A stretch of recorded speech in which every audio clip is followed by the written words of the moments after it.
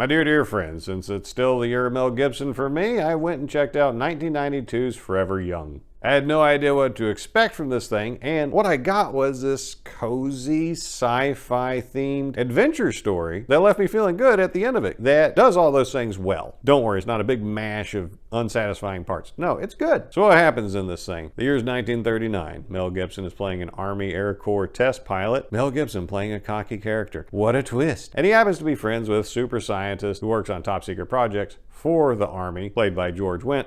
And he happens to be working on freezing living animals and then seeing if he can bring them back. In good news, he succeeded in bringing back a chicken, but he's disappointed that his perfect test subject for doing it on a person quit the project and left. Well, some tragedy had occurred because Mel Gibson's character was too much of a chicken shit to actually propose to the love of his life and wasted her time just long enough for her to get hit by a truck. That Mel Gibson says to George Wendt, "Put me in, coach." And hijinks ensue. Mel Gibson's character wakes up in 1992 because some kids accidentally woke him up in his cryo coffin while they're messing around in a warehouse. And Mel Gibson's character has to find out where he is, what's happened, where's George Wendt's character, and how does he adapt to this new world, and what happened to his lady love that he went into cryopreservation for in the first place. It's got a good cast. You got Mel Gibson, like I said, George Wendt, who I wish we actually got more of because I saw him in Cheers, I enjoyed him in Cheers, and I wanted to see him stretch and do a little bit more, but we get a very small amount of him. But Jamie Lee Curtis, we get a lot of her, and she does a fine job. And Elijah Wood, a very young Elijah Wood, he's endearing and entertaining to watch. Now, the thing's not all rainbows and roses,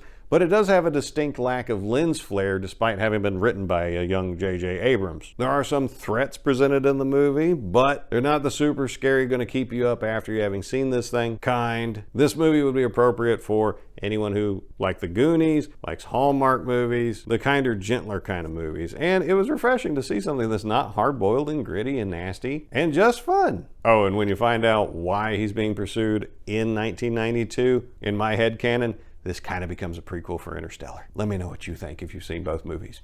I recommend you check it out. It's a feel-good time.